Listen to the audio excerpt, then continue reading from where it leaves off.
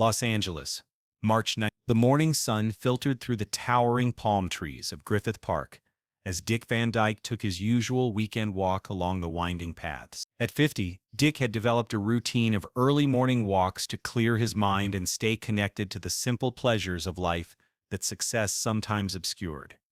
The park was mostly empty at 7 a.m., save for a few joggers and dog walkers enjoying the peaceful start to their Saturday. Dick had always found solace in these quiet moments.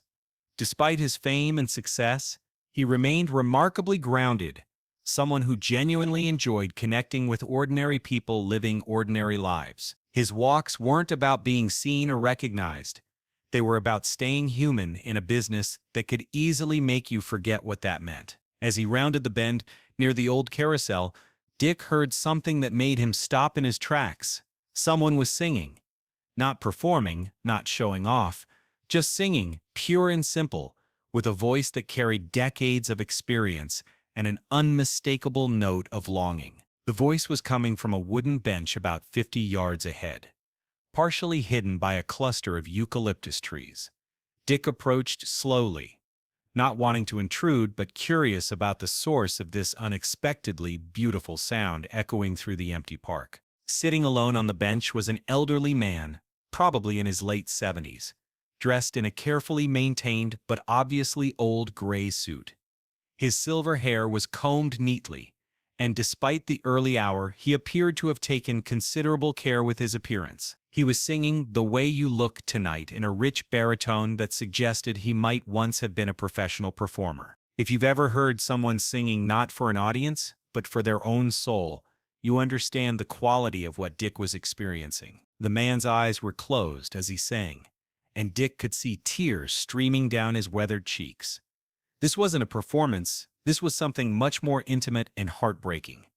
The man was singing as if his life depended on it, as if the song contained something too precious to lose. Dick stood quietly for several minutes, not wanting to interrupt this deeply personal moment. But as the song ended and the man sat in silence, Dick felt compelled to approach. Something about the scene, the careful dress, the emotional singing, the solitary setting, suggested someone who needed human connection. "That was beautiful," Dick said gently as he approached the bench. "You have a wonderful voice." The elderly man opened his eyes and looked up, startled but not alarmed. Recognition flickered across his face, but he seemed more interested in the kindness in Dick's voice than in his celebrity status. "Oh, hello," the man said, quickly wiping his eyes with a pressed handkerchief. "I'm sorry if I disturbed anyone. I thought I was alone out here." "You didn't disturb anyone," Dick assured him, gesturing toward the empty path. "May I sit with you for a moment? I'm Dick, by the way." "I know who you are," the man said with a gentle smile. "I'm Harold Weinstein. Please, sit. It's been a while since I've had company for my morning concerts." Dick settled onto the bench beside Harold, immediately struck by the man's dignity and careful politeness. Despite the tears and the obvious emotion, Harold carried himself with the kind of grace that spoke of a life lived with intention and consideration for others. "Morning concerts?" Dick asked. "Do you come here often to sing?" Harold nodded, looking out at the park with eyes that seemed to see something beyond the trees and walking paths. "Every Saturday morning for the past 6 months," Harold said. "Same bench, same time, same songs. My wife Rose used to say I had a voice that could charm birds from trees. I figure if I'm going to sing, I might as well do it somewhere she can hear me." The simple statement hit Dick with unexpected force. There was something about the way Harold spoke about his wife, present tense mixed with past tense, that suggested a story worth understanding. "Rose sounds like she has good taste in music," Dick said carefully. "Does she join you for these concerts?" Harold's smile became even gentler, touched with a sadness that seemed to encompass both profound loss and enduring love. "Rose can't join me anymore," Harold said quietly. "She's in a memory care facility about 10 miles from here. Alzheimer's disease. She doesn't remember who I am most days, doesn't remember our 53 years of marriage, doesn't remember our children or our life together." If you've ever watched someone you love disappear while still being physically present, you understand the particular kind of heartbreak Harold was describing. Dick felt his chest tighten with sympathy. "I'm so sorry, Harold," That must be incredibly difficult. The doctors say she probably has months, maybe a year left, Harold continued, his voice steady but thick with emotion. She doesn't speak much anymore, doesn't recognize anyone, spends most of her time staring out the window or sleeping. But sometimes, just sometimes, when I sing to her, something changes in her eyes. Like she remembers something, even if it's just for a moment. Harold reached into his jacket pocket and pulled out a small, worn photograph. It showed a beautiful young woman with dark hair and laughing eyes, standing next to a much younger version of Harold in what appeared to be a 1940s. This was Rose in 1947. The night we met, Harold said, his voice taking on the warmth of cherished memory.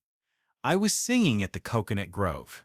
Not the headliner, mind you, just part of the house band. But I had dreams of making it big, becoming the next Bing Crosby or Frank Sinatra. Dick studied the photograph, seeing the obvious love and joy captured in that frozen moment decades ago. She was there with friends, celebrating her birthday, Harold continued. And when I saw her in the audience, I couldn't concentrate on anything else. I kept forgetting lyrics, missing cues, stumbling over songs I'd sung 1,000 times. The band leader was furious, but I couldn't help it. She was the most beautiful thing I'd ever seen. Harold's eyes grew distant as he remembered. After my set, I worked up the courage to approach her table. I was terrified she'd dismiss me, just another struggling musician with big dreams and empty pockets. But when I introduced myself and asked if I could buy her a drink, she smiled and said, "Only if you promise to sing something just for me." The way Harold told the story, you could feel the electricity of that first meeting, the magic of two people finding each other in a crowded room. "So I sang The Way You Look Tonight," Harold said, the same song Dick had heard him singing when he first approached. Right there at her table, with all her friends watching and half the club listening in.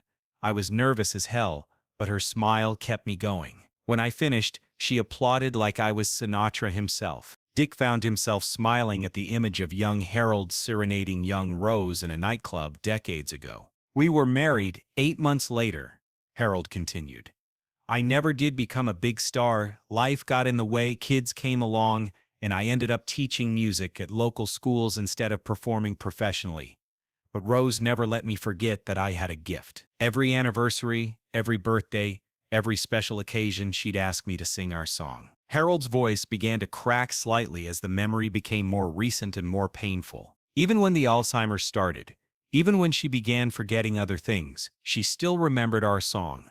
For the longest time, it was the one thing that could bring her back, the one connection to who she used to be. I'd sing it to her in our living room, and for those few minutes, she'd be Rose again. If you've ever had a song that connects you to someone you love, you understand the power Harold was describing. But then, Harold continued, his voice dropping to almost a whisper, "About 6 months ago, even that stopped working. I sang our song to her one Tuesday afternoon, the same way I had hundreds of times before. But instead of that spark of recognition, instead of that moment of connection, she just stared at me like I was a stranger. Like the song meant nothing. Like I meant nothing." Dick felt tears forming in his own eyes as he began to understand the depth of Harold's loss. "That was the day I started coming here to sing," Harold said.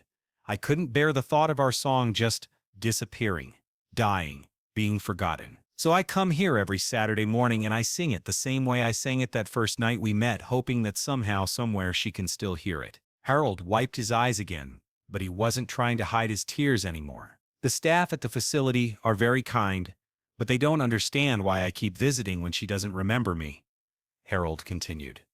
"My children think I'm torturing myself, prolonging my grief instead of accepting reality. They've suggested I visit less frequently, start moving on with my life. Have you ever felt the weight of loving someone who can't love you back? Not because they don't want to, but because they literally can't remember how?" That's the burden Harold was carrying every single day. "But how do you move on from 53 years? Harold asked, his voice breaking completely. "How do you stop loving someone just because they can't remember being loved? How do you let go of a song that represents the best thing that ever happened to you?" Dick couldn't speak for a moment. He'd encountered sadness in his life, loss and disappointment, but nothing quite like this. The idea of watching the person you love most in the world slowly disappear while still being physically present was almost too heartbreaking to contemplate. "Harold," Dick said finally, his voice thick with emotion, "you don't have to move on. You don't have to stop loving her or stop singing your song. What you're doing, coming here, keeping that memory alive, honoring what you had together, that's not prolonging grief. That's love in its purest form." Harold looked at Dick with surprise, as if he hadn't expected this level of understanding from a stranger. "Do you really think so?" Harold asked. "Sometimes I wonder if I'm just being selfish, holding on to something that's already gone." "I think," Dick said, choosing his words carefully, "that love doesn't have an expiration date. I think the song you sang the night you met Rose is still as real and meaningful today as it was and I think Rose, wherever she is inside her mind, is lucky to have someone who loves her enough to sing it every week." Harold stared at Dick for a long moment, then broke down completely. 50 years of accumulated love, loss, fear, and devotion poured out in tears that had been held back for too long. Dick didn't try to stop the tears or offer empty comfort. He simply sat with Harold and let him grieve, understanding instinctively that sometimes the most helpful thing you can do for someone is just witness their pain without trying to fix it. After several minutes, Harold composed himself enough to speak. "Thank you," he said simply. "I haven't been able to talk about this with anyone who understood. My children love me, but they see my visits to Rose as evidence that I'm not moving forward. The people at the facility see it as denial. You're the first person who suggested that maybe what I'm doing is actually—" "Love is never wrong, Harold," Dick said gently. "The way you love Rose, completely, unconditionally, without expecting anything in return, that's the kind of love most people never experience. She may not remember it, but that doesn't make it less real or less valuable." Harold nodded, wiping his eyes with his handkerchief. "Would you like to hear about the last time she remembered me?" Harold asked. "It was about 8 months ago, just before the song stopped working." Dick nodded, sensing that Harold needed to share this memory with someone who would truly listen. "I was visiting on a Thursday afternoon," Harold began. "Rose was having a particularly difficult day. Agitated, confused, unable to recognize the nurses she'd known for months. But when I walked into her room and started singing our song, something changed in her face. Not just recognition, but complete clarity. For about 10 minutes, she was completely herself again." Harold's face lit up with the memory, the sadness temporarily replaced by joy. "She looked at me and said, 'Harold, you old fool, you're still trying to impress me with that voice.' Then she laughed, really laughed, the way she used to laugh when we were young. We talked about our first date, our wedding, our children when they were small. She was completely present, completely Rose. If you've ever had someone you thought you'd lost come back to you, even temporarily, you understand the bittersweet joy Harold was describing. At the end of those 10 minutes, right before the confusion came back, she took my hand and said, 'Harold, promise me something. When I can't remember anymore, when I can't remember who you are or who I am or what we meant to each other, promise me you'll keep singing. Promise me you'll remember for both of us.'" Harold's voice broke again, but this time it was a different kind of break, one that contained gratitude alongside the grief. "So that's what I'm doing," Harold continued. "I'm remembering for both of us.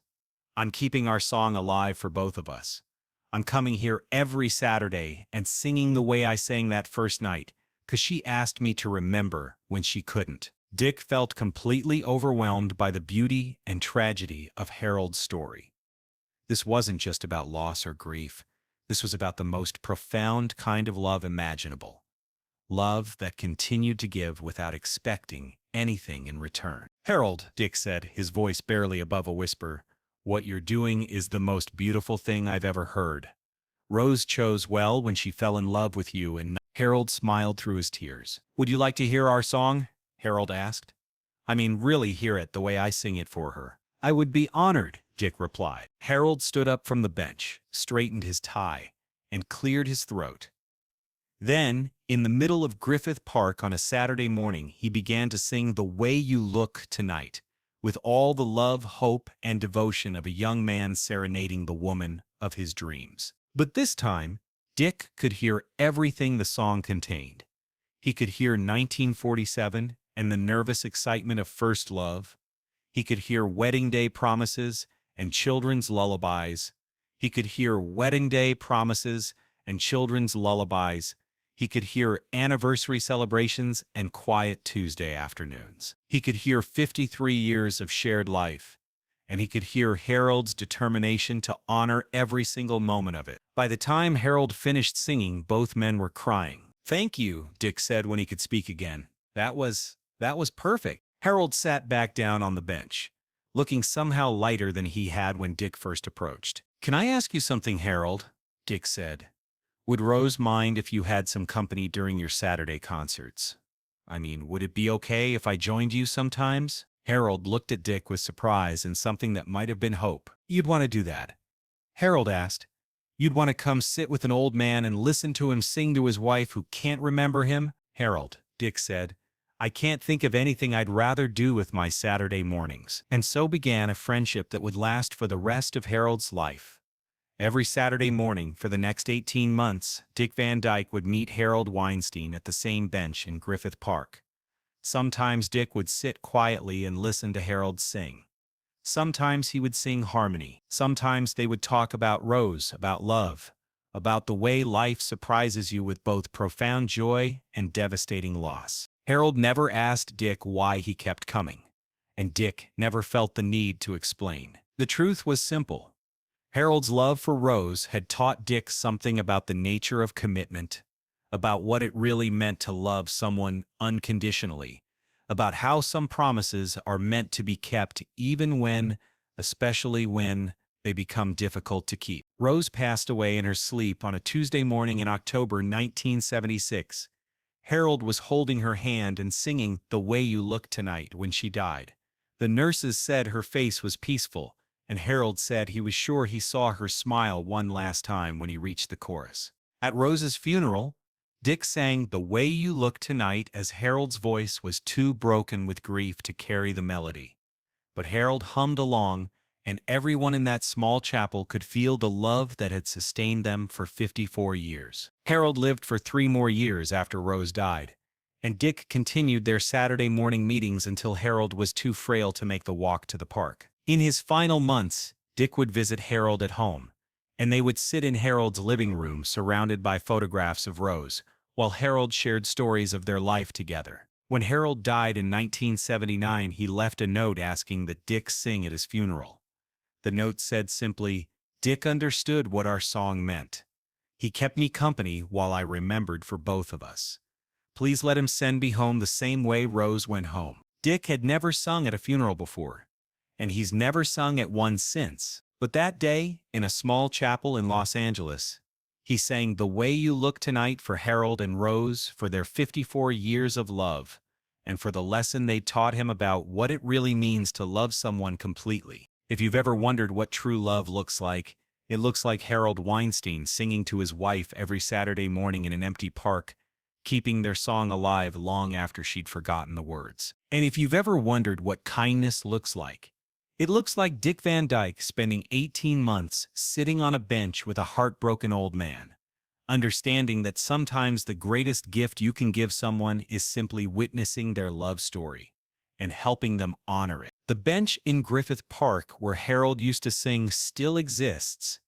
There's no plaque, no marker, nothing to indicate what happened there every Saturday morning in the mid. But if you sit there on a quiet Saturday morning and listen carefully, you might hear the echo of a love song that transcended memory, transcended loss, and transcended everything except the promise to keep loving even when love becomes impossible. Dick never told this story publicly during Harold's lifetime, understanding that some moments are too sacred to share without permission. But years later, when asked about the most meaningful encounter of his life, Dick would always talk about Harold and Rose, about a song that represented the best of what human beings could be for each other, and about the privilege of witnessing love in its most pure and selfless form. Because sometimes the most important thing you can do in life is recognize love when you see it, honor it when you encounter it, and help preserve it when it's in danger of being lost or forgotten.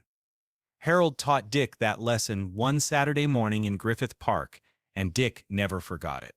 But the impact of Harold and Rose's love story extended far beyond those Saturday mornings in the park. Dick found that Harold's unwavering dedication to keeping their song alive had fundamentally changed how he thought about love, commitment, and what it meant to be truly present for another person. If you've ever met someone whose love story changed your entire perspective on relationships, you understand the transformation Dick experienced after meeting Harold. In the weeks following their first encounter, Dick began visiting Rose at the memory care facility with Harold. He'd sit quietly in the corner of her room while Harold sang, watching this man pour his heart into songs for a woman who couldn't remember his name. The staff initially questioned why a celebrity was spending time in their facility, but they quickly realized that Dick's presence seemed to comfort Harold during his most difficult visits. "Having Dick there made me feel less alone," Harold explained to the facility director. "When Rose doesn't recognize me, when she gets agitated or confused, having someone witness what we had together, it helps me remember that our love was real even when it feels like it's all disappearing." Dick began to understand that his presence wasn't charity or kindness. It was participation in something sacred. Harold wasn't just visiting his wife. He was maintaining a vigil, keeping watch over a love story that deserved to be witnessed and honored. On one particularly difficult Tuesday afternoon, Rose became extremely agitated when Harold tried to sing to her. She didn't recognize him and became frightened by his presence, asking the nurses to make the stranger go away. Harold was devastated, beginning to doubt whether his visits were actually helpful or just selfish attempts to hold on to something that was already gone. Dick found Harold crying in the facility's parking lot after that visit, questioning everything he'd been doing for the past months. "Maybe the kids are right," Harold said through his tears. "Maybe I'm just torturing myself and upsetting her. Maybe love means letting go, not holding on." "Harold," Dick said gently, "do you remember what you told me about that last conversation you had with Rose?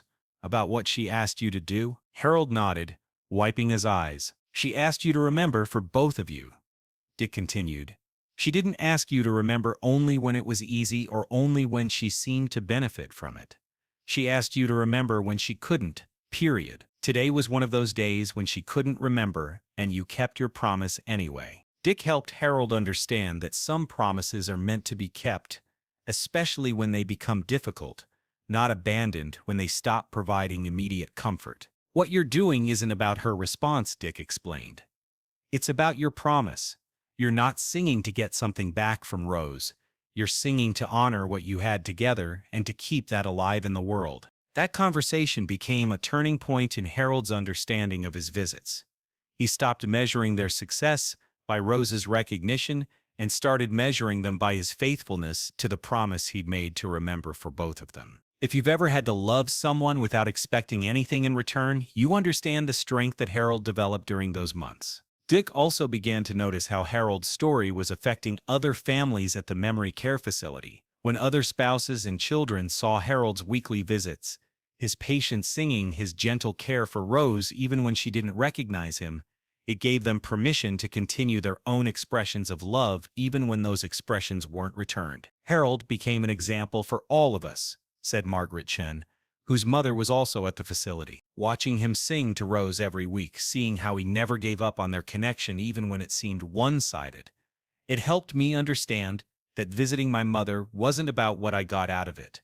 It was about honoring who she was and what she meant to me." Harold's Saturday Park concerts also began to attract a small, informal audience. Word spread quietly among the facility staff and families about the man who sang love songs in Griffith Park every weekend, and occasionally someone would join Dick and Harold on the bench, drawn by the beauty and power of what Harold was doing. These weren't performances or shows, they were something much more profound. People came because they recognized something rare and precious in Harold's dedication, something that reminded them of the highest possibilities of human love and commitment. One Saturday morning in late 1975, a young couple approached the bench after Harold finished singing. They introduced themselves as David and Janet Morrison, newlyweds who'd been walking in the park and heard the music. "We're getting married next month," Janet explained, And we've been talking about what we want our marriage to look like, what we want to promise each other. Hearing you sing just now, that's what we want. That's the kind of love we want to build." Harold was deeply moved by their words and spent nearly an hour talking with them about what 54 years of marriage had taught him about love, commitment, and the importance of creating songs, literal or metaphorical, that could carry a relationship through whatever challenges life might bring. "The secret," Harold told them, "isn't finding someone perfect or having a perfect relationship. The secret is choosing to keep loving actively, especially when it becomes difficult. Anyone can love when love is easy. Real love is what you do when love becomes a choice rather than a feeling." Dick watched this conversation with amazement, seeing how Harold's personal tragedy had become a source of wisdom and inspiration for others. Harold's pain hadn't made him bitter or self-absorbed. It had made him more generous, more aware of love's preciousness, more committed to helping others understand what truly mattered in relationships. If you've ever seen someone transform their personal suffering into a gift for others, you understand the kind of person Harold had become. The young couple stayed in touch with Harold for years afterward, often bringing their children to visit him and always referring to him as the man who taught them what real marriage looked like. At their 25th anniversary celebration, they asked Harold to sing "The Way You Look Tonight" for them, explaining to their guests that this song represented the kind of lasting love they aspired to maintain. During Rose's final months, as her condition deteriorated and she became increasingly frail, Harold's visits took on an even deeper poignancy. He would sit by her bedside for hours, sometimes singing, sometimes just holding her hand, always maintaining the gentle presence that had characterized their entire relationship. Dick continued to accompany Harold during many of these visits, and he began to see how Harold's approach to loss was as profound as his approach to love. Instead of raging against Rose's decline or denying the reality of her condition, Harold accepted each stage of her illness while continuing to offer whatever comfort and connection was possible. "I can't save her," Harold told Dick during one particularly difficult visit. "I can't bring her back or stop what's happening, but I can make sure she's not alone. I can make sure that whatever part of her is still aware knows that she's loved completely and unconditionally." That understanding, the ability to love without trying to control or fix, to be present without expecting recognition, to give without measuring return, became Harold's greatest gift to everyone who knew him. When Rose died in October 1976, Harold's grief was profound but not bitter. He mourned the end of their physical relationship while celebrating the continuation of their spiritual connection. At her funeral, he spoke about their 54 years together not as something that had ended, but as something that had been completed. "Rose and I had a love story," Harold told the mourners. "A complete love story with a beginning, a middle, and an end. Not everyone gets that. Not everyone gets 54 years to love and be loved so completely. I'm not angry that it's over. I'm grateful that it happened at all." Dick had never heard grief expressed with such grace and gratitude. Most people, when faced with such loss, focused on what they'd lost. Harold chose to focus on what he'd been given. In his final years, Harold continued their Saturday morning tradition even after Rose's death, but the nature of his singing changed. Instead of songs filled with longing and hope for connection, they became songs of gratitude and remembrance. He sang for the love they'd shared, for the memories that remained vivid in his mind, for the privilege of having experienced such a profound connection with another human being. Dick continued to join him for these Saturday concerts until Harold became too frail to make the trip to the park. Their final Saturday together in early 1979, Harold sang "The Way You Look Tonight" one last time on their bench, his voice weaker but no less filled with love. "Thank you," Harold said when the song ended. "Thank you for helping me remember for both of us. Thank you for understanding what our song meant. Thank you for keeping me company while I honored what Rose and I had together." "Thank you," Dick replied, "for showing me what love really looks like when it's tested, and for proving that some promises are worth keeping no matter how difficult they become." Harold died peacefully in his sleep 3 months later, and Dick has never forgotten the lesson of those Saturday mornings in Griffith Park. Harold and Rose had taught him that love isn't just an emotion or even a commitment. It's a practice, something you do every day regardless of circumstances or responses. If you've been moved by Harold and Rose's story, if you understand the beauty of love that continues to give without expecting anything in return, if you recognize the profound gift that Dick received by witnessing such pure dedication, then you understand why some encounters change us forever. The bench in Griffith Park still stands, and sometimes people still sit there on Saturday mornings, drawn by a story they may have heard about a man who sang love songs to his wife long after she forgot his name. And if you listen carefully on those quiet mornings, you might hear the echo of the most beautiful love song ever written, not by a famous composer, but by an ordinary man who understood that extraordinary love is something you do, not something you feel.